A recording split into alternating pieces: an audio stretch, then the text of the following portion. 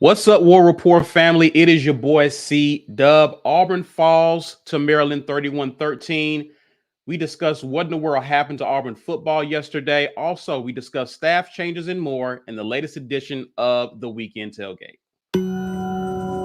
This is the Weekend Tailgate. Brought to you by Golden Cast Iron. C-Dub. I Joe. Be Will. By G.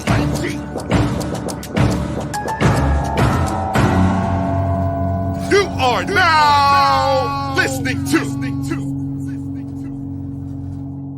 Happy Sunday, everyone, and Happy New Year to you, especially some of you who may be viewing this late. We hope and wish you a prosperous 2024. You're watching the Weekend Tailgate. Mike G is actually covering women's basketball today. He is not with us. But again, it's the three of us doing the Weekend Tailgate, brought to you by Golden's Cast Iron.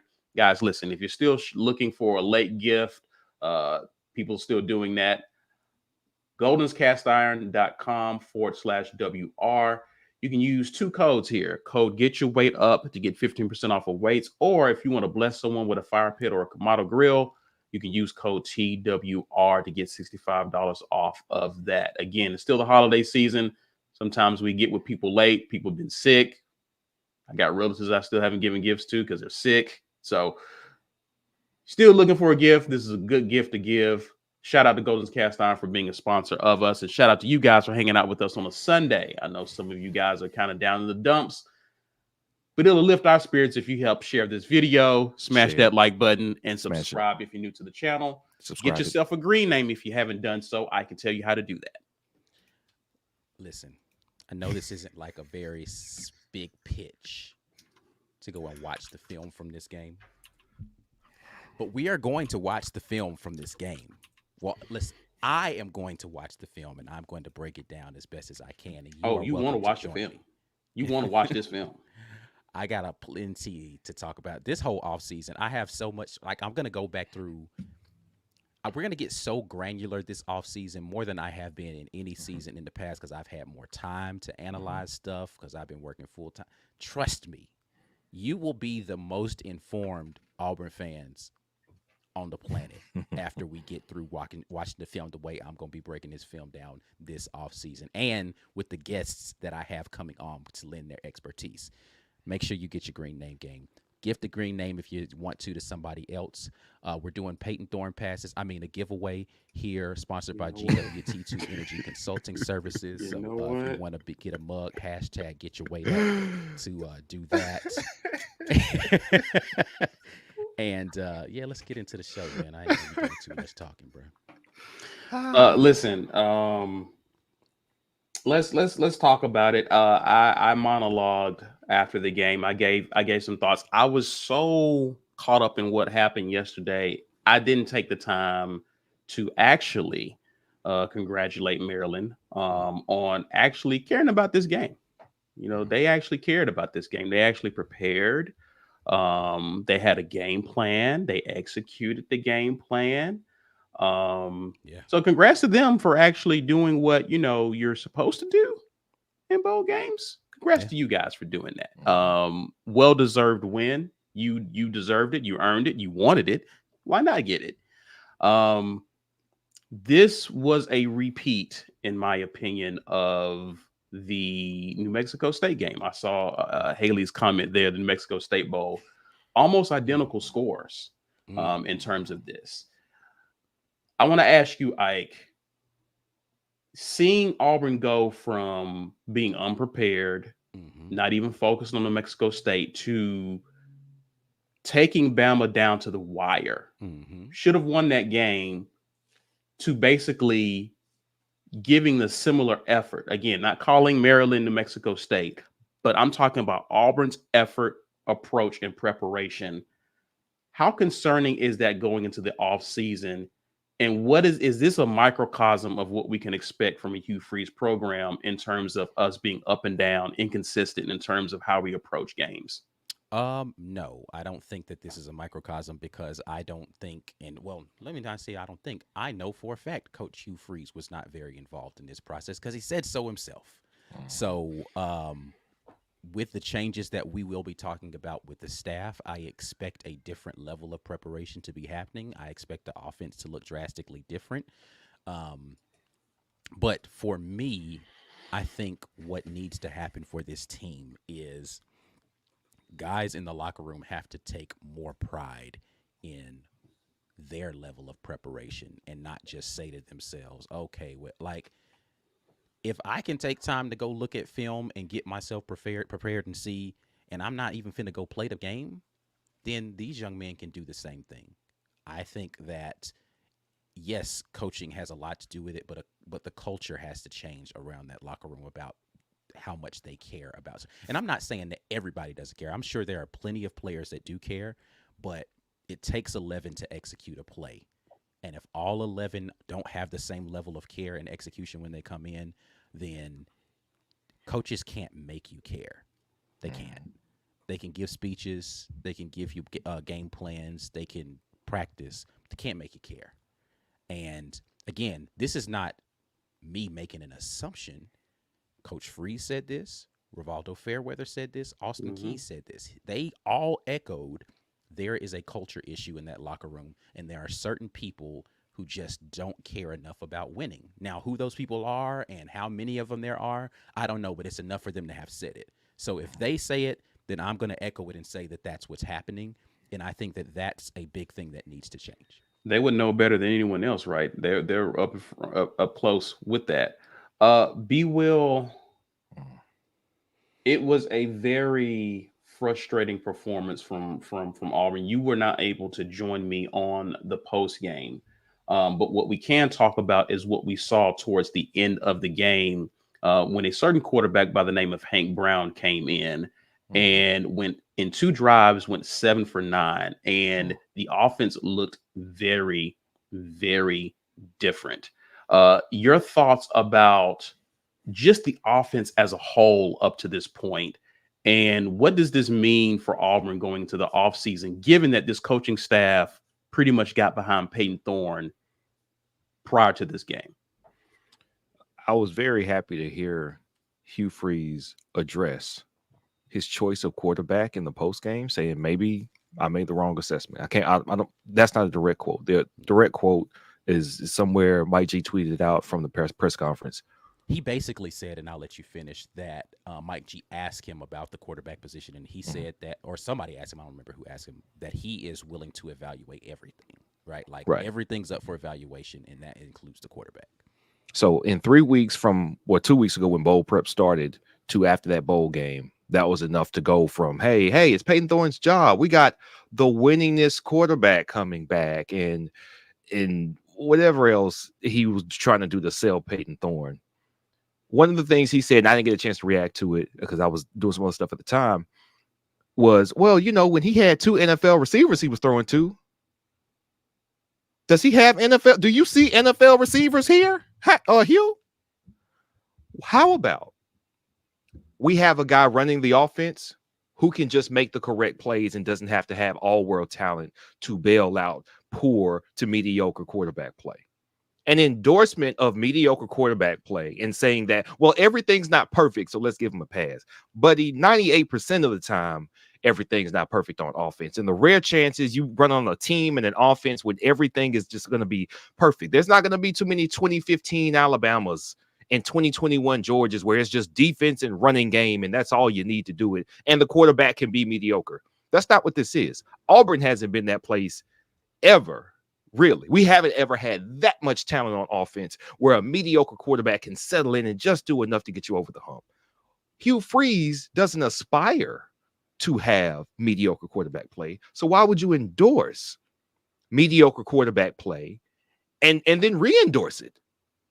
During the season, he endorsed it by saying, well, he'll figure it out. I've got to change some things. I got to stop the swapping in and out. Oh, maybe too much pressure with the swapping in and out. Excuse after excuse after excuse was made from fans all of y'all can come see us. We're going to have an open forum live where y'all can give us these Peyton Thorne excuses. And then as a forum, we'll just laugh at y'all stupid asses for making excuses for poor quarterback play. There was no excuse for it. It's been poor from game one, and everybody made excuses. I heard Hugh Freeze go from that endorsement, re-endorsement before the bowl started, back down to, well, we got to look at everything. You've seen this guy play this way for 13 games. Why did the bowl game change your mind? What about the bowl game was so different? This is the same guy we've seen. I would expect, and this, I guess what I expected of Hugh Freeze in year one, we talked about this and he made this remark. He was focused on recruiting even for prep for this game. He said that. Focused on recruiting. He admitted at the end of that conference, we should have been able to do more than we did this year. Yes.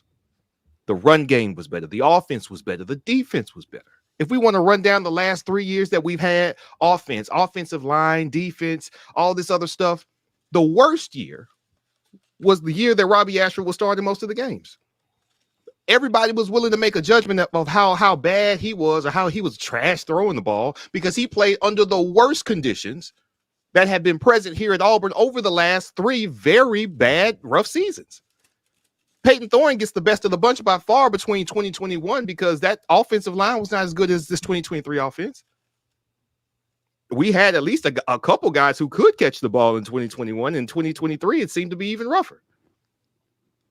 I don't understand how we made excuses for poor quarterback play under decent conditions, and then we crucified Robbie's performance in 2022 specifically because, he didn't play well. Was he equipped to play well? Was he set up to play well? Was he prepared to play well in 2022? If you want to be critical of Robbie Ashford for what he showed, always understand that. You want to hold anybody accountable for what they did, do it. Let's hold Peyton Thorne accountable for the very, very mediocre to poor play that he showed 10 out of 13 times he stepped on the field. And with that being said, see, what was your question? Your thoughts about Auburn's offense once Hank Brown came in. Okay. Versus how they looked up to that point. Hank Brown looked good. Some of that, of course, is Maryland is in prevent. All right. I'm gonna give you about 2 minutes too. I got you. I'm with you. I know I burned my time up. They were in prevent. It always looks better in prevent, man. Teams at the end of games, they go into prevent. We just need to keep you from scoring points quickly. And so it looks like, oh, man, they sling it. It's like, yeah, but the defense is kind of letting you sling it. That's a little bit. However, one thing that we cannot question, every time Peyton Thorne seemed to throw an interception this year, those short throws across the field, no, he does not have the arm strength for that. He doesn't have the arm talent to make all the throws. Holden Geriner does, but he threw a pick. You weren't prepared to run this game. You weren't prepared to start holding. I'm not even holding that against you. You haven't started 13 games this season and 24 more games in college to come out here and play like this. Not making a judgment on Holden Geriner. Hank Brown, the way the ball comes out of his hand, and the same thing with Holden, the way the ball comes out of his hand. And everybody's like, oh, well, Camden wasn't catching the ball. Well, it's funny how when a guy comes out there and making the proper passes at the right time in the right place, wide receivers start catching the ball. I thought that was very telling in and of itself. It looks like guys are running a little harder through that route when they know the ball might get there on time. Everybody wants to make it whether or not the wide receivers, well, if he could put his fingernail on the ball, he definitely should have caught it and run for 20 yards after the catch. No, quarterback, put the ball in the right place at the right time. Hank Brown was able to do that for a couple drives. Peyton Thorne was not able to do that. That was the difference. I don't know what it says about the future. I know Hank Brown looked much better running that offense than Peyton Thorne did, but if you put him there against the ones when the game is still in balance, yes, would it look different? Probably. But I don't know how, based on the performance this year from Peyton Thorne, why is it everybody an option to start next year? There should be no favorites, no guarantees, no endorsements of anybody based on what we saw. Hank Brown has just as much a right to be in that mix, really in that mix, and not just, it's a competition. No, actually in the mix as anybody else. Listen, I'm going to grab this comment, which pretty much is what I was thinking. Jed basically took my thoughts out of my head. Wide receivers appeared out of nowhere when Hank got in. For example, Shane Hooks. These guys had been in the game, but because of who was at QB, they were non-existent. Hank found them. Jay Fair, who was not 100%, was hit. Hank Brown put the ball and Jay Fair sped up to 10, 15 yards down the field after he caught the ball. These guys were able to make plays. Man, they were able to make plays. And listen, we can argue. Ike made this point. We can argue about it was against the second and third team. You want to know who else was playing against the second and third team? Holden Gurner. Was not the same result. No. At some point, we have to acknowledge this is a guy that these coaches can coach. Yeah, and let me just say this about the Hank Brown situation. Yes, it was against second and third team, blah, blah, blah. That I'm not saying he's the best quarterback on the roster. What I am saying is that the only thing I've ever asked the quarterback to do in this offense is be on time and be accurate. And yes. Hank Brown was both. Regardless of who he's throwing it against, what you can duplicate is on time and accurate. Mm-hmm. What you can't duplicate is how well that defensive player is going to play on the ball. But you can always duplicate on time and accurate. He didn't need to speed up his processing to go against better competition. He was already on time and accurate.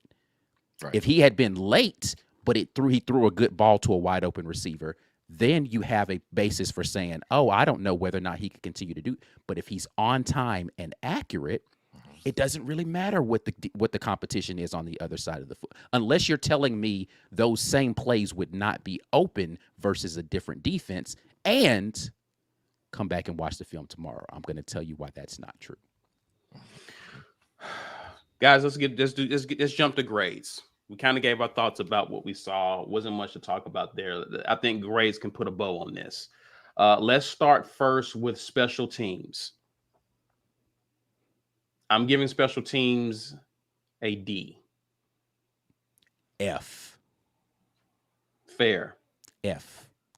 Fumble. That was a fumble. Punt return. Punt and fumble on a kickoff return. F. You can't have 2 turnovers in special teams. We didn't kick any field goals. We barely got an opportunity to even kick the ball off. We almost recovered an onside kick. We didn't do particularly great fielding against the one kickoff that they did, or the 2 kickoffs they did have. No, F. It's an F. Special teams was terrible. I give it a D because of Oscar Chapman. I'm an Oscar Chapman fan. That's that's fair. I'm okay, D minus. Fair. Yeah. That's fair. Oscar Chapman lifts it because I like Oscar Chapman. I'm being biased because yes, it was an F effort. B. Will. I'm with you on the D minus. I don't think Oscar Chapman didn't just that punt that fake punt wasn't like wide lowest. Open. It was like he had to earn it. He had to earn it. Hey, so I didn't like the play call. I didn't like that. I didn't like level that play call. Lane Kiffin level play call for where you were on the field, and you just had to do something. But boy, I was like, this boy is moving in quicksand. I was like, is he gonna make it? He got there. Props to him. I was like, how did they not catch Oscar Chapman? How did they not hawk him down? Oscar Chapman, Caleb Wooden foot race. Who you got? Caleb. Just kidding. Caleb, that was a joke. All right. Ask me Oscar Chapman versus like Gunnar Britton, and that'd be okay. So we got a D minus, a D, and an F here. Okay. Well, I say I'll go D minus. D minus. Yeah. Okay. Defense. This one's more difficult because they were awful in the first quarter. First quarter bad. First quarter brings this grade down a lot. The next 3 quarters, they actually played okay. It's what I expected to see the whole game. They actually played okay for the remaining 3 quarters. I mean, listen, man. And actually, go ahead and talk, B-Will, because I want to look something up. Yeah, the lack of tackling. 310 total yards. 300 yards. Like, that's a good game, but that was an awful first quarter. That was a very good defensive game after a certain point in time. And I wish I could take that off the books for them. I know it was young guys out there for the first time starting, really seeing things for the first time that they hadn't seen before. Like, there's no way you can prepare for real competition against an offense that you haven't seen before. But you can't give up 21 points in a quarter. Like, that's not good. All right, 3 points over 3 quarters. This is what I want. I'm gonna say B minus. I'm gonna say B minus. I'm gonna leave right there. B minus. Okay. 24 offensive points is not a terrible game. Give it up. So I'm gonna say B minus. First half statistics: Maryland 269 total yards in the first half. Second half 41 total yards. Now, the fourth quarter, it was so far out of reach. Third quarter statistics: Maryland total yards 17. When the game was still in reach because you had scored and you had 17 total yards in the third quarter alone. Only another 24 in the fourth quarter. It was night and day. The first quarter is the only time. Second quarter, total yards for Maryland, 43 yards. They had 226 yards in the first quarter.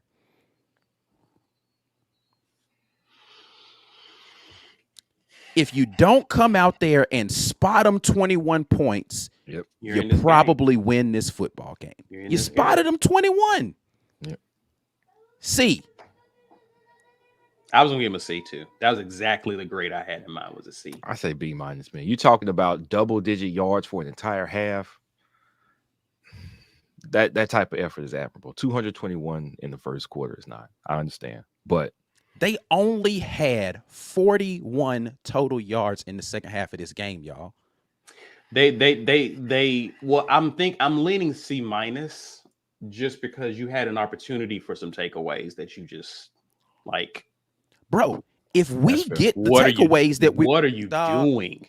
What are you doing? No, the offense wasn't gonna do nothing. I forgot about they didn't get on the fumble. You had 2 interceptions that should have been in your hands. You did get one pick. It's a C minus. Yeah, you right. It's a C minus. It's a C minus. You're right. You could have. That first quarter is so. That first quarter is so egregious. I almost threw something at my TV, bro. I almost threw something. Yeah, I was so angry with them defense. I'm like, who are these guys? C minus. This is C minus. Yeah, I don't know what happened. Scott, Keontae Scott, my boy, watching the QB, didn't come down with that pick. Yeah, I'm gonna say it's a C minus for me. I'm sorry, y'all. You know what? I know this is not a full scope. You can't give up how many yards over the course of the second and third and fourth quarters? Let's see. Second quarter 43, third quarter 17. So it's 16. Fourth quarter 24. They gave up less than 100 yards in 3 quarters. I gotta say B minus, man. I gotta say B minus. Okay. If I'm looking at, I know they lost the game in the first quarter, bro. LSU didn't do that to us. LSU didn't do that in Baton Rouge. I'm gonna say B minus, man. Okay, the totality of the game, which is no not pressure, how it was affected. No pressure. The totality of the game was a decent defensive game. I gotta give them that. Stand on business. I hear you, man. All right. Offense. This is easy. I don't even know. This is an easy one. This is easy. This is easy. Hank Brown couldn't even get you to a D. 42 yards in the first quarter. 83 total yards and a touchdown in the second quarter. 16 total yards in the third quarter. And 141 yards and a touchdown in the fourth quarter.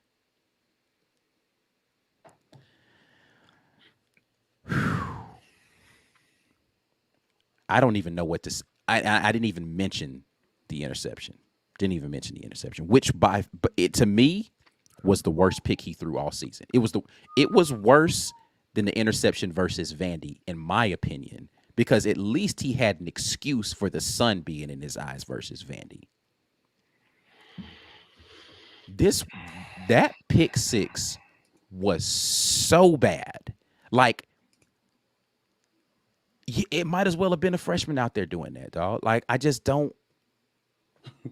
I feel better if it was a freshman out there doing it. I don't understand. The freshman didn't do that. Refresh my memory. Which of these two teams had the backup quarterback playing? Two different backup quarterbacks playing. Maryland, yeah. Okay. Because I guess neither one of them was good enough alone, so they had to split time between two of them. And we had, as far as returning starters, as far as winning, one of the better ones coming back. Okay. We couldn't run the ball.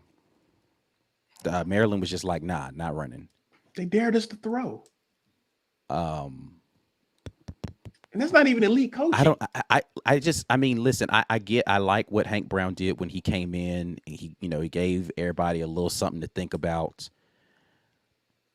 But yeah, I don't think that this resurrects the offense only getting 13 points in this game, and one of those being in garbage time is an F. Yeah. Agreed. F. Yeah, it's an F. It's an F. It's an absolute F. I 100% don't even understand. We'll get to it in coaching. Don't worry about it. F. Coaching.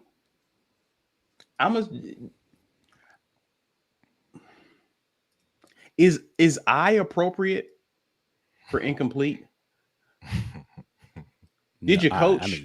Did you coach? So did you even did the game get called? Here's the thing. For did you even coach? That's incomplete. I liked what we decided we were going to do defensively. I just don't like how they executed it in the first quarter of the game, because they didn't switch up the defense later. They just started doing the stuff better. That's one of the few times where you're like, man, just execute the stuff I'm asking y'all to do and you'll be fine. That first screen pass that went for a ridiculous amount, even though there should have been a hold on that, that's fine. You missed a tackle that would have limited it to like a 3-yard gain. And then you missed another tackle that gave them another like 8 yards after that. Yeah. The big shot that they hit up the sideline between Keontae Scott and I think that was Puckett that was over the top, that you just played the defense wrong. That's not a bad scheme or call. You just didn't play the defense properly. The touchdown with the drag route, that was Eugene Asante being out of position. That's not a poorly called that's not on the coaches. Yeah. You got to go out there and make plays. And absent of the first quarter, that's exactly what they did. Defensive coaches will get a B from me. Fair. That offense, on the other hand, was so uneven.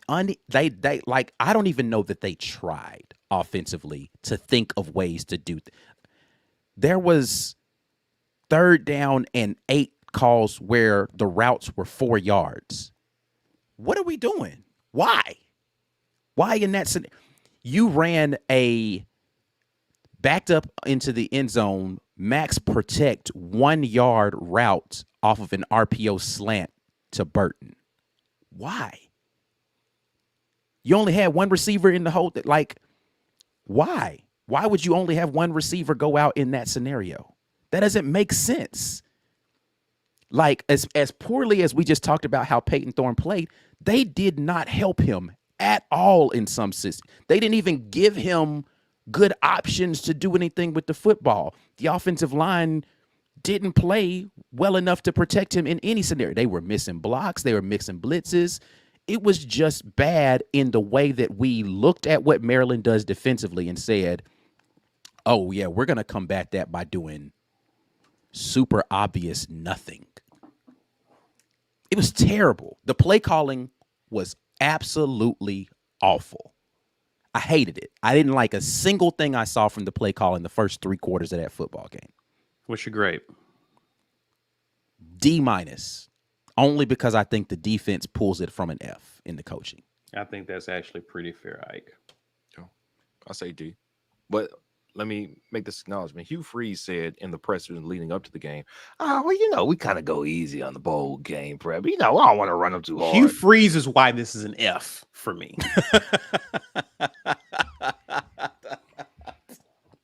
So you didn't have a hand in the offense. Everything the defensive staff did, Hugh Freeze came behind and said, here's why it's an F, guys. He said he didn't. He said he wasn't involved in the offensive game planning. What are you doing? He said he didn't like the offensive game plan. Hey, He said he wasn't going to push hey, it B. too Will, hard. this guy has a problem with messaging. I mean, what? I mean, I don't know, man. Serious? I say that this is with respect to the defensive coaches, who I still think had a good game plan, and you saw the results over the last 3 quarters of the game. Okay, so they prepped, they planned. Players didn't execute at first, and to Ike's point, when they did, we had amazing results on defense. Offense was terrible, but we have to hang the overall attitude. And he was talking about culture. Hugh Freeze was talking about culture, and then Rivaldo Fairweather echoed it, and then Peyton Thorne said something to the extent, who's responsible for the team makeup and therefore the culture? If there's anybody who you feel like is not a part of us being a successful team, sitting them down solves that problem. It doesn't matter how much less talented the person behind them is, because with them in the lineup, we're losing. We had a losing season. We went 6-7. People were haranguing Brian Harsin for going 6-7 and essentially having a mirror of the season that Hugh Freeze had year 1. A close loss to Bama, dramatic fashion, and we lost some games we shouldn't have lost. He didn't lose his bye game. On the field, Brian Harsin's year was no worse than Hugh Freeze's first year, and it might have been a little better because we didn't lose a bye game. Freeze's first year was worse on the field. It was worse. Yes. Statistically, it was worse. Losing to New Mexico State makes it worse. This first season on the field was, by every metric, worse. Yes. Quick gravy. We got to get to the break. Oh, Coach, F. I was trying to just giving props to the defense, but from the top down, he set the tone for this by not being involved in the offense, by taking the foot off the pedal for bowl prep. It's an F. All right, gentlemen, listen, we have the guys. We're at the point of the show where we're done talking about that game. Yeah, I will. So Now, I'll say this though. We can talk more. The recruiting was great. Killed it off the field. On the field, not so much. Yeah. We got a lot to talk about there. Stay tuned to future shows where we'll dive into those comments. I know Ike has already had them clipped up. We will definitely be chopping it up and discussing that. And check out the morning drop tomorrow. Yes. Check out the morning drop tomorrow. We will go deeper into those comments there. You don't want to miss it. You're watching the Weekend Tailgate, guys. As usual, share this video, smash that like button, and subscribe if you are new to the channel. Let's pay some bills. We'll come back and talk staff changes. This edition of the War Report is brought to you by our generous sponsors. When you work out, grill out, and chill out, you deserve the best life possible, and Golden's Cast Iron is here to provide the tools to help you do it. Check them out at goldenscastiron.com. auburnsports.com. For news and notes on all things Auburn Sports, head over to auburnsports.com. And our giveaway sponsor, GWT2 Energy Consulting Services. If you want the best in the business at restaurant logistics, head over to gwt2energy.com. As always, thank you to the sponsors of the War Report. Thank you to those of you who continue with your War Report memberships. You can subscribe, and we are going to get into this film. Oh, we will get into this film. Y'all want to be here for that. I just want to be able to talk from a place of understanding, and the film review lets you do that. Green Name Gang, holla at me this week, man. We're going to get into it.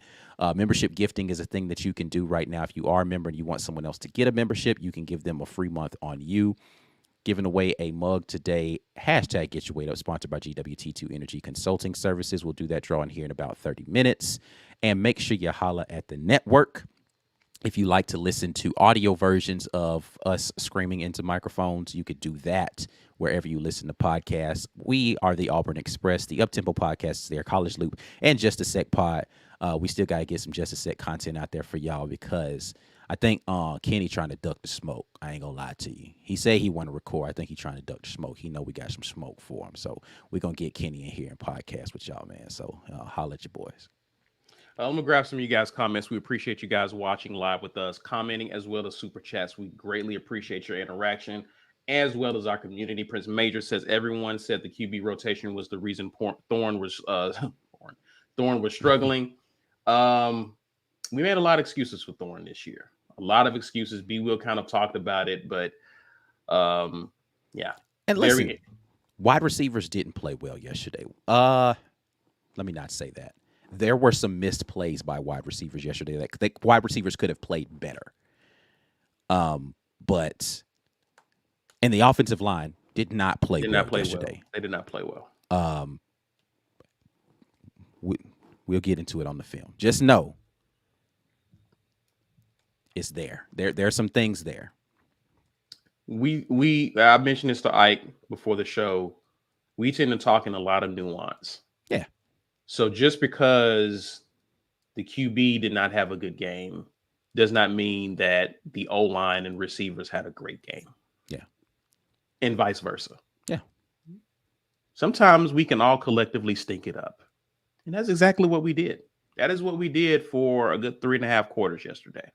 So Tatiana says the basketball game last night was wild. More on that later. And in our little segment that we're going to do at the end. Let's see. Brad Browning says my internet is broken. I can't find articles of Montgomery getting his walking papers. That's funny. Yeah, that's pretty funny. No, your internet works just fine because mine is working and I haven't seen that yet. So, but we'll talk about staff changes in a minute. Doug Easom became a member. Welcome, good sir. Wizard Dragon says if we have a locker room problem, then why haven't the coaches addressed it? I think there's an assumption that the coaches haven't attempted to address it, though. Like Wizard Dragon, if you are a parent, then you understand fundamentally how difficult it is, even if you say this is what's going to happen in my house, how difficult it is for that to be a thing consistently. Yeah, it might straighten up for a little while, but certain times it just is what it is. Mm-hmm. Now, let's extrapolate that and say there's over 100 of them running around and you have to figure out how to keep all of those people in line. I think people make it seem like it's easier than it is, especially when it's pervasive. That takes time to change that culturally. And he's only had a few months before the season to try to install a culture and then figure out how to keep that going with the right staff that's going to stay on the same page with you about that sort of thing. It's not as, I think it's a lot more difficult than people make it out to be, which is why the teams that get to the top can remain at the top if they can keep that continuity. Auburn's just got to find a way to work its way there. One season's not going to do it. Correct. Very Unlikely says, appreciate the super chat. He says, I will come from Atlanta and drive Thorne back to Naperville, Illinois myself. Is Thorne the most deer in headlights QB we've seen since Frazier and Johnson? Both of those were worse than Peyton Thorne. Both of those played markedly worse than Peyton Thorne. I think Frazier is perhaps the most deer in headlights we've ever had. Frazier's by far. Frazier's clearly. I mean, listen, man, here's the thing. I don't think Peyton's issue is he's got a deer in headlights. I think Peyton's issue is trust. He's got to find a way to trust guys out there on the football field, and he's got to find a way to stop being so risk averse. Mm-hmm. Because he's the only portion of this that I'll agree about deer in headlights is it feels as if he's scared. He's so afraid to make a mistake that he doesn't trust what he's seeing out there. And why I differ that from what you saw from Jeremy Johnson and Frazier, like I just don't think he belonged in the quarterback position at all. Like he didn't have like any particular arm talent. He didn't read defenses well at all, possibly ever. And that was more Jeremy Johnson's issue. I don't think Jeremy Johnson read defenses well. So when he got back there, he didn't know where to go. Peyton Thorne actually understands where he's supposed to be going, and then he just won't throw the ball. Like that's where I get confused because I watch him make the right read and not throw it. I watch him understand where he's supposed to go and then deliver an inaccurate pass. And I'm just like, you definitely know this stuff. So what's the problem? And for me, I think it's trust.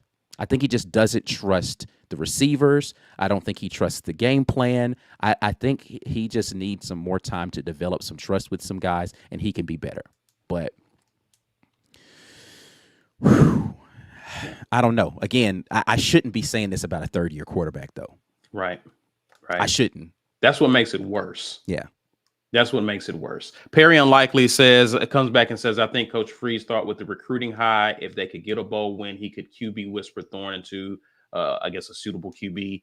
This loss forced his hand. We'll see what happens in the offseason. I don't think it forced his hand, man. I listen. Oh God. Listen. Oh God. I still think that Coach Hugh Freeze believes in Peyton Thorne. He's still on that bull. But I think that he may be looking at Hank Brown a little differently. I think that Coach Hugh Freeze, and listen, I haven't heard him say this, I think that he still thinks if you upgrade the talent around Peyton Thorne, he can be better. And he's still in the same scenario where if I go to the transfer portal, I likely lose 2 of the guys I currently have. And now I got to figure out how I'm going to staff up a quarterback room. Like, you lose 2 guys to bring in 1. Now your backup is Hank Brown likely and Walker White. Redshirt freshman, true freshman. You still have 3 guys. Yeah, but I think he went 4, right? And so who is the 4th guy going to be? I mean, maybe you slide your guy that you got from Cal back over into the quarterback room. I don't know. Yeah. I don't know. You're not going to play the 4th one, so who cares? Yeah. I don't understand, but that's probably why I'm not a coach. Tiffany Byers, appreciate you gifting the War Report membership. Salute to you. God bless you. Let's get into the coaching news. It was announced prior to the game that Charles Kelly, who was, I think he was an associate head coach at Alabama, co-defensive coordinator at Alabama, was the defensive coordinator for Colorado this past year, was announced that he will be joining the staff. Has it been confirmed if he will be the co-defensive coordinator, or I just know he's joined the defensive staff? They haven't confirmed that yet. No, I think the whole, the second part of what you're going to say had something to do with where they were going to fit him in as to whether or not it actually happened, and it seems like it is going to happen, which I'll let you get to that. Wesley McGriff, it's been announced that he has accepted a position with Texas A&M. Joining Mike Echols' staff. If you recall, midway through the season, he basically kind of stepped away and took kind of an off the field position. But obviously his passion, his place is being an on the field coach. And so I think the Charles Kelly situation kind of became a thing once it became clear that Wesley McGriff was moving on. Right. So McGriff will be at Texas A&M. Charles Kelly is moving. And again, I'm a big Crime Dog fan, so I hate this in a sense. But if you're going to have someone come in and replace him, it's not a bad one. Not a bad way to go with Charles Kelly. I'm here for it. Your thoughts on it, Ike? Yeah, I think Charles Kelly is a good hire. He's a guy who, I was saying that I wanted to be a part of the staff during the last offseason. We were searching for a defensive coordinator. He's an Auburn guy, former Auburn player. He knows this landscape in the recruiting well. He recruits well. So it's, for me, a pretty good trade-off. You get a guy like Charles Kelly in here for a guy like, I think that they're, comparable coaching pedigrees when you talk about the two of them. I like the hire a lot. And looking forward to seeing what he's going to do in this defense to get those guys ready, because that defensive backfield is talented. So, Charles Kelly continuing to stock the coverage with talent is what they're going to need to do to play this defense effectively. What do you think? I mean, you have a lot of experience on that side of the ball. You have a good mixture of young and old. Charles has been around for a minute. He's been a part of some very impressive defenses, Ike, going all the way back to FSU when they had that very dominant defense. Yeah. Obviously, coaching at Bama, good defenses there. His ability to recruit, and I'm assuming will he be coaching secondary? That would be my assumption too. I don't know that they've made any definitives around that, but it seems as if what Crime was doing is what Charles Kelly will now be doing as it currently stands. So yeah, it's interesting to see because you basically have 3 defensive coordinators on this staff, or guys who have been defensive coordinators True. elsewhere on this staff. So I'm curious to see what's the progression in terms of who succeeds who in the future. Again, not pushing Ron Roberts out, but I always look to Aldridge as the up and comer who would take on the role. But it's hard to overlook Charles Kelly, who actually has coordinator experience at the Power 5 level as well. Right. So yeah, I like this hire. I wanted Coach Kelly before. I'm glad he's here now. Yeah, I'm glad about that. I think again, we got some dogs on that side of the ball recruiting for sure. Yeah. So I'm excited about that. Let's talk about offense. And again, you're going to talk about this more in depth. A lot. There is, we were asked about, people are joking with about Philip Montgomery. Let's be clear. Philip Montgomery has not done a good job. But I maintain that this is Hugh Freeze's offense. I am curious about the statements that Hugh Freeze has made publicly. And you made some statements about it before we went on, Ike.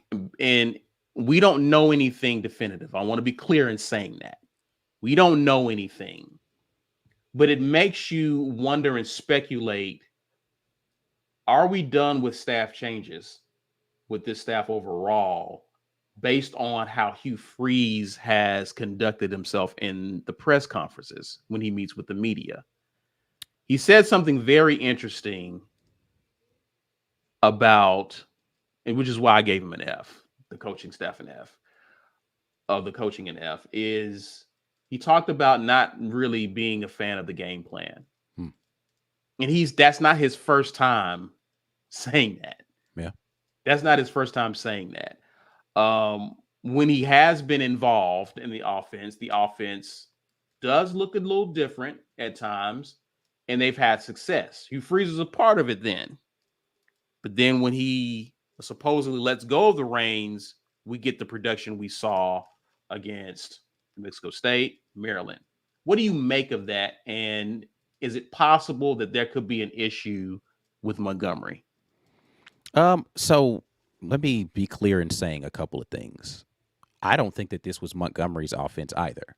I don't think either coach who wanted to install an offense got to do anything they actually wanted to do in this first year, because they didn't feel like they had the guys to execute it properly or the time to get them ready to do all of that stuff. So as poor as I think we've looked offensively, I actually don't fully blame Philip Montgomery schematically. I don't like his in-game play calling and his decisions at sometimes. I think it's very bland and uninventive in that way, but it's still not his offense in total. So he's handicapped a little bit. He's handcuffed a little bit by some of what they weren't able to do in personnel. That's number one. It's not Coach Freeze's offense almost at all, because we're not running. I mean, he is almost exclusively an RPO coach, and we are not running a very much RPO at Auburn right now. So, he's doing they're doing a little bit of it, but it's not the way that Coach Freeze wants to do it, and it's definitely not tempo, which both of them want to do. Both of them want to get into more tempo stuff, which Auburn's not doing, right? So neither of them got their way offensively, but it definitely has not been a good marriage of finding a way to incorporate both of their stuff into a game plan and an offense and going out there and executing it. And that's been clear, because from hearing from people about what's going on during the week versus what happens during the game, there's a disconnect there. So I just don't think that those two have figured out how to get on the same page at all. And having said that, yes, I think that there are some staff changes that could be income, because there's no reason why it should take an entire season for your offense to get on the same page. If it's not together the first couple of games, okay, but at some point in time, y'all need to figure out what works and then start to work that and get better at it, and it just never happened, which is another reason why I said this is exactly like year one Harsin. Year one Harsin, we had a head coach who was an offensive guy who ends up firing his offensive coordinator after the year's over with. It's the same thing. This is literally year one Harsin with better recruiting. Yeah. And let me be clear, I was not ready to fire Coach Harsin after year one. So I'm not in the let's fire Hugh Freeze and panic boat after year one here either. There are some things that need to get better. It just is what it is. Like we can debate, but I think the fact is it just needs to be better than what it's been. Yeah, I don't know how. I'm not sure how Hugh Freeze can say the things that he says and you don't expect to see a change. Yeah, in some form or fashion. it just I don't feels know like how it's you do inevitable. that. I don't know how this staff, as it's currently constructed, moves on into year two. And we've said that Hugh Freeze, when Hugh Freeze gets in front of the media and he'll make certain statements, he's strategic. He's talking to recruits. He's talking to, like, in other words, he has an agenda and a plan when he meets with media. Right. I wonder what the plan is here. Is it just to shift blame? Because if I'm Montgomery, it's like, how much of that do you take? Yeah, I mean, listen, I don't, but see, this is the thing people always got upset with Mike and I about, is the messaging that was coming. I don't think that message served this a lot. Like we talk about, locker room culture and people caring. I don't think the messaging about we don't have talent to be able to compete in these games adequately, whether it's true or not, played well in the locker room. I don't think it played well in the locker room. So it doesn't contribute to guys being able to, across the board, give you max effort on Saturdays. I don't think I wasn't very happy with the game plan. I didn't have anything to do with that. But I did call this play, and I did, on this drive, I was very involved in this, and I was very involved. Like, hey, these are the things I did, and you see they worked well. I don't think that plays well with your staff. Right. Regardless of how honest it is. It's not about whether it's honesty or truth or any of those things. I think the messaging can play poorly in behind closed doors with people. So you got to figure out a way to be better about that. And I think Coach Freeze needs to figure out how to limit the amount of, just take more, shield more of that, right, from other people. He'll say it's on us as coaches. He'll and love it when he says that.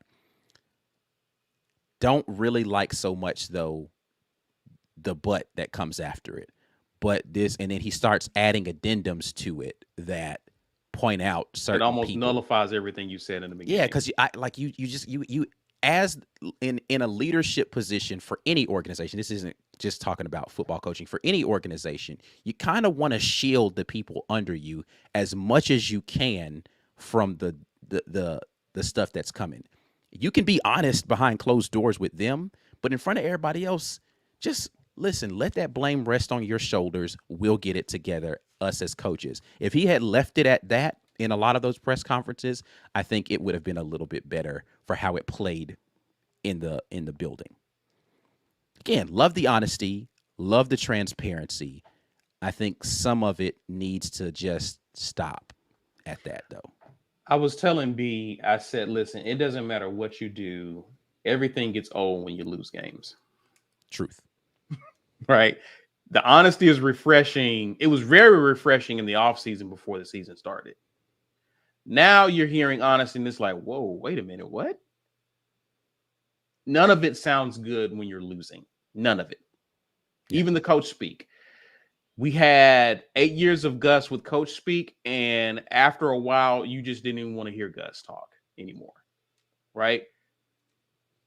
He figures out how to turn this around. Again, the honesty and the what's happening in the kitchen, how the sauces are being made. Right. We begin to care a lot less about that. Right. Hugh Freeze has some things he has to fix behind the scenes. And when you don't fix it, it doesn't matter what you say at this point. Yeah, and that's, I think, the unfortunate reality is because you're losing games,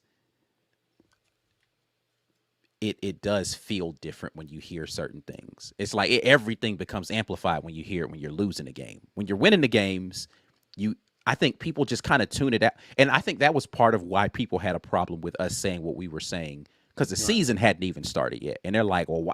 I mean, but it's like, but I'm just letting you guys know this stuff that you're ignoring because you're saying, but look how good recruiting's going. He hasn't even had a chance to coach a single game yet. And I'm like, I hear you. I'm telling you, I don't like this part, and it can become a problem. Does that mean it definitely will be a problem? Not necessarily. It doesn't mean any of that. I'm just telling you, if we're looking at the totality of what was said, I actually have a problem with this. I love this, and this.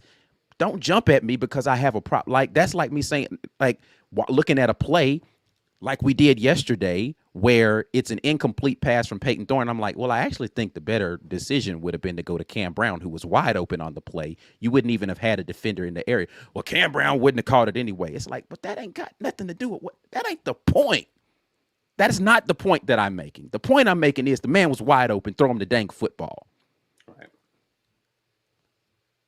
Right. Like, can we talk about the point? And you're talking about some fictional what could have happened. I'm telling you, if I'm looking at the totality of this play, maybe that wasn't the best decision. If I'm looking at the totality of his comments, maybe he could have left that portion out. That portion right there leads to a problem later. Now, okay, you've got these back currents that you have to deal with in the locker room where people are feeling less invested, and they feel like, well, if the coaches are going to make this all about business decisions, I need to be making business decisions as well. If it's a business for them, then it needs to be a business for me. That happens. Right. Now, if that's fine with you and that's what you want to be the culture of your locker room, cool. Then then don't change anything. So I don't really. The whole point of this is he's got, like you said, some changes that need to happen. And I think part of it is getting the right staff in that echoes his messaging a little bit better, getting players in that buy into his culture a little bit better, and hopefully we're moving in that direction with this new recruiting class and whomever else comes in from the transfer portal. And I'm going to tell you, Ike, he's got to figure this out in year 2. Because, again, we saw what happened to Florida in their recruiting class. Florida had a lot of momentum going into year 2. And as that season began to wear on and they started losing games and the excitement started fading, the recruits started looking elsewhere. Yeah. So all the currency you're building up recruiting, you got to show something in year 2. Yeah. And it needs to not just be wins and losses. Like, it needs to be specifically for this offense, a drastic change in the way that you're winning football games. Not just winning them, because you won some games early in this season, but it needs to be because let's be clear, that Cal game, you won it, but did you feel good? Right. No. Right. Yes, you won the Samford game, but it's like you barely scored the first half. Like, you need to feel good. Well, you didn't score the first quarter at all, I don't think. You need to feel good about the direction that it's moving. It's not just about wins and losses, because this year's wins and losses, the way you lost certain games and even the way you won certain games didn't feel like progress. Loved the progress in recruiting. Love it. Absolutely love it. Can't say that enough. Now it needs to translate a little bit better on the field. And I want to see a better, because here's the thing. I'm going to say this. We're going to get to the drawing night. We're recruiting and competing against Bama and Georgia. Love to see it. You know what Bama and Georgia is also doing? Looking prepared in games. Yeah. I don't see where Hugh Freeze tapers off recruiting and keeps up with Georgia and Bama. The effort that he's putting into recruiting at Auburn, he's going to have to sustain that to keep up with those teams. For sure. So he needs to figure out how to build his organization so both of those things are functioning well at the same time. At the same time, because that's what they're doing. That's why there's a gap between us and them. Yeah. He figures that part out, we're in good shape. All right, man, we're giving away a mug courtesy of GWT2 Energy Consulting Services. Hashtag get your weight up. Drop it in the comments if you haven't already. If you haven't, so sorry. Ice drawing. Yeah, man. You know I don't play around with it. We got to get straight to it so we can get on with our day. Y'all don't want to sit here and wait on somebody to figure out whether or not they want to put a hashtag in. So I'm not gonna wait on them. Today's winner is Dustin Dustin Pace. Pace. Hey. Dustin, I saw you in there earlier. Let us know if you are here, good sir. Let us know if you are here, and we will give you your instructions. Let me grab some comments while we wait to see if he's here. Reeves Uppercut says, "What do you guys think about the too busy recruiting the game plan comment? Seems like fans are less excited about recruiting and more worried about the staff now." What's your thoughts, Ike? Um, I don't think it plays well. It's another one of those things where in the fan base, it's not going to sound. Listen, he's made this clear all year. Like, this is not new to hear him say, I've been focusing on recruiting. That is a strategic decision that Coach Hugh Freeze has made in year one, and it didn't pivot because we were having a bowl game coming up. So Right. it's not really surprising to hear. I'm not particularly upset by it. I'm saying that's bold. If it don't pay off next year, it's going to look weird. Yeah. It's going to look weird. So you've got to figure out how to walk and chew gum next year. This year you did a really good job of walking. We got to do better at the chewing gum part. And if the walking starts to suffer because you're chewing gum, then that means you're not being a very good head coach. Like, let's be clear about that. Like, Right. because good organizations, you can be a decent head coach, but good organizations do both well. Right. And we got to figure out how to do both well. And I'm not going to ding him in year one for not doing both well, because he's still trying to figure out. He said himself, this was new for him to even take his hands off of play calling. Like, he's never done that before. So he was in uncharted territory that he's never been in his entire career. So you get the rookie mistake gap of criticism. You get grace. You get you get grace for your one. I will shoot you bail on that because you told me I'm not used to doing this. Next year, though, we got to figure this out. So either you hire somebody to do the stuff on the play calling side, or you hire somebody to take over the recruiting side. So, or get an organization where you have somebody doing both of those things and you can oversee both. I don't care which of those solutions he comes up with, but one of them needs to be a solution that actually makes a lot of sense. And I'm going to trust that he's going to do that, because I think that he's an excellent play caller. I think he's a great recruiter. But it's clear from a time standpoint at this level, he can't do both. So he needs to figure out how to trust somebody to do that other stuff. And let's be clear. This happens with a lot of coaching staffs. Yeah. In year one, they will hire a group of coaches. They'll bring it. Players leave, coaches leave. You get in and you find out, okay, this group of coaches, this coach right here isn't getting. Saban had a new offensive coordinator after year one. Mm-hmm. This happens at places. So I don't want us to panic like things are falling apart. Yeah. I just think Hugh Freeze, if he's serious about reevaluating year one and what happened, understanding what it takes to be successful, he's going to have to do what it takes to improve in year two. Starts with him, and it starts with how he approached the entire process. For sure. Shane Falco says Montgomery was put there to run the show with the head coaching experience while Hugh Freeze recruited. It didn't work out. No motivation, no cleverness. And again, he's going to have to reevaluate. If I'm going to continue to be hands off, I need someone to be my eyes, ears, and basically knows the spirit of how I would approach. You almost have a guy like that already on your staff who's been an offensive coordinator for you, Kent Austin, who's been with you even back as far as Ole Miss. I don't know. Again, I'm not trying to push Phil Montgomery out the door, but I'm saying you want someone to where you can truly focus on other aspects of your program, and you don't have to keep jumping in and out of trying to call plays and whatnot, putting your hand back on the offense when you said you were going to be hands off. If you're going to be hands off, find Hugh Freeze 2.0. Find someone who can produce as if you were there the whole time. Right. That's the goal. Yeah. And this, never mind. I was going to take a shot at Gus. I'm not going to do it. Continue. Yeah, you got to do that. Yeah, you got to do that. It was unnecessary. I'm sorry. Yeah. Funny, but unnecessary. All right. Charles became a member. Welcome, good sir. Yo, Malcolm says, Ike, do you think we win 8 games next year with Thorne? I mean, it's way too. I don't want to give projections about next year until I know exactly what all the pieces are going to be around him. I will say this. This is what I will say, and this is if you saw me on Twitter, I said I was going to say something that people weren't going to like. I'm not as down on Peyton Thorne as a lot of people are. I'm not. Do I think Peyton Thorne has a lot of things he could do better? Yes. He avoided sacks to the best of his ability for the larger portion of that game.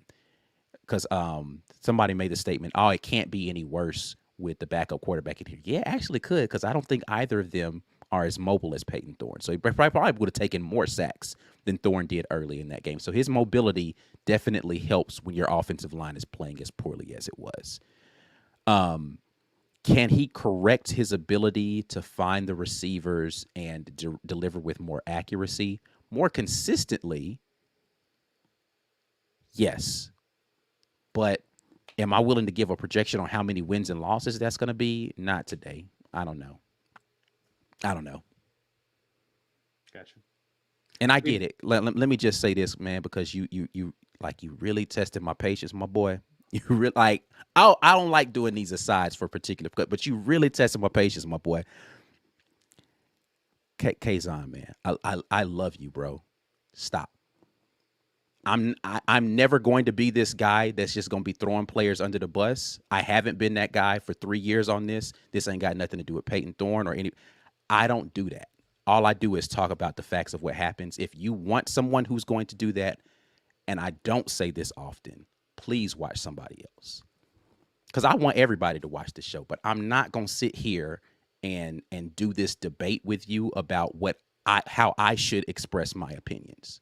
You're welcome to have yours and express yours, but that's where it stops. Right. I'm not the bootlicker dude. So just find something else to do with your time if it bothers you that much. Right. Steve Bradley says, nobody has mentioned this. I saw it, Steve. I was going to get to it. Did the mics and the QB helmets help them also 3 and D defensive players? 6 total. Freeze said no. We just used iPads. They talked about this on the broadcast as well, about the mics and the QB helmets, and Hugh Freeze and them opted not to do that. Yeah. I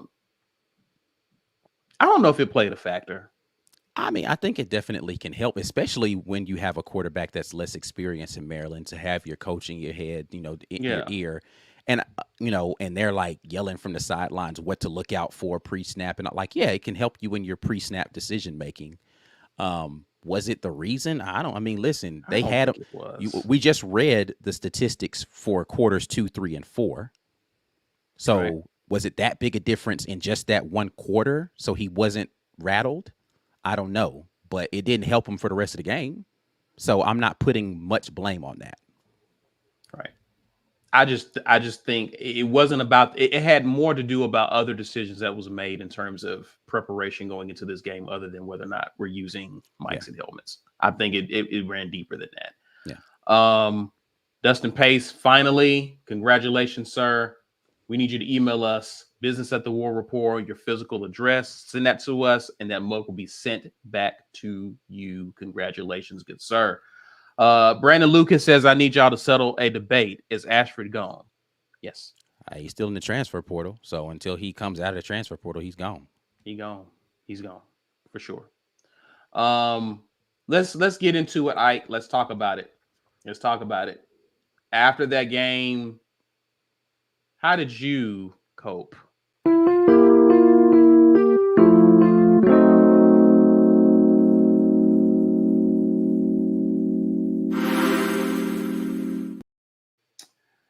How did you cope, Ike? Well, I was in Nashville at the game. And so once the game was over with, and I went to the press conference and I listened to them talk, and I had to drive around the traffic in Nashville, I just went to the watch party for the basketball game and watched at least the first half. I didn't watch the full game, but I watched the first half. and watch the basketball team stomp a mud hole in Chattanooga. So it felt good to be in Tennessee watching them beat a team that resides in the state of Tennessee, because I just felt like I just needed that Tennessee energy to get washed off of me. So I 100% enjoy, even though we were supposed to beat them, but it felt good to be able to go look. I'm wearing a basketball shirt today and everything. It felt good to see the basketball team handle business the way that I wanted to see an Auburn team handle business. So that was all I really needed to be over it. Like, I was just like, up basketball, yeah. And I was good for the rest of the night. Like, yeah. So basketball, thank you, Coach Pearl. Thank you. Auburn basketball is the ram in the bush that God sent Moses when he had nothing else to do but the unthinkable. Who is Isaac in this situation? Ooh, I don't know. I don't know your feelings after the game. Yeah, it's just that that game couldn't have come at a better time. No.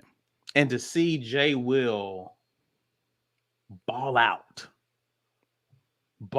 just have a killer instinct. Yeah. That came with it actually ended my day on a positive note. Yeah. So to your point, thank you, Bruce Pearl. Thank you, Auburn basketball, for turning what would have been a pretty crappy Saturday into a decent one. I was with Jazzy after the game. Shout out to my guy Jazzy Joe, man. Me and him was kicking it after the game was over with. And Brandy Mac. Me and B Mac was at the little watch party or whatever, and I was like, "Listen, y'all, I just need Auburn to I don't even want it to be a close game. Please don't come out here and do this to me tonight, man. Like, it would have been too much in one, like, to even see them struggle against Chattanooga. Like, just getting the win was not good enough. Right. I didn't want to see no heroics and no, we pulled away late. Like, no, I needed what I got, which is they came out the gate like it was. I think it was like either 8-0 or 10-0 out the gate. Like, I was like, yes, this okay, feeling good, and it never was close. There was never a point in time where you was like, oh, but they might come. No, put them in the dirt off the jump. Loved it. Was never in question the entire game. In fact, the lead kept growing as the game progressed. I was like, this is exactly what we need right here. Yeah. Thank you. And they put 100 on the board, baby. That's what I did. Yes. I needed all of that, bro. Thank you, Auburn basketball. Yes. God bless you. God bless you. Good show. Again, what happened in the bowl game, we have enough to talk about. Perhaps all the way up to spring. So much spring more to camp. talk about in this season, man. Hugh Freeze has given us a lot to discuss. Yeah. So trust me, we talked a little bit. We talked a little bit today. Very concise, but we will definitely be taking this apart over the next several weeks. So you definitely want to tune into the morning drops as well as midweek reports, as well as we keep you tuned on any offseason news that may occur. Ike, tell the people how to get a green name so they can check into your film reviews. It's really simple. There's a join button right there. You guys can join. We're going to look at the film in listen, I'm going to dissect this film in so many different ways. You will see the same play 4 or 5 different times during film reviews, but we're going to look at different things when we look at each time, because I'm going to be focusing on offensive line play. I'm going to be focusing on wide receiver play, running back play. We will look over and over and over again at the same plays, but we're going to focus on different things so that we can all know what we're seeing and how things played out this season.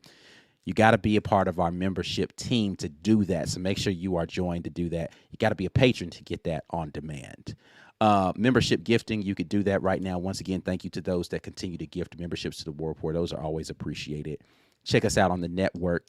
We got all of great voices with differing opinions on how they feel about different stuff. So maybe you don't like the way that I talk about things, or C or Mike or B. Somebody else on the network might have the voice that you love to hear about Auburn football, basketball, baseball, women's basketball, all those things, and we recommend that you guys go and check them out on the network. Didn't get a chance to win something, you can hit us up on the website and go purchase something from our merch store.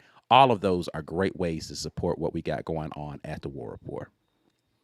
And I'm going to grab this one. Ben Bloodworth says, if Leor had hit that dunk for a honey. Yeah. He missed that one. But, yeah. Leor's been getting a lot of burn this year. Yeah, he has played a lot more early in games than I think he's played at any time in his career. And I'm curious to see how that looks once we get into conference play. Well, I mean, hopefully it pays dividends in conference play because he understands where he fits in the rotation, or if for some reason somebody's in foul trouble, you know, he needs to play more minutes. He's more used to playing with those units. So we'll see. For sure. For sure. All right, y'all. Listen, thanks again for supporting. Share this video, smash that like button, subscribe if you're new to the channel. You can find us on social media, Instagram, Twitter, even Facebook at The War Report. We're TW Report on TikTok. So for now, but we will definitely catch you tomorrow for the morning drop again. Happy New Year's to each and every one of you. Stay safe out there, and we will catch you later. As always, War Eagle. War Eagle.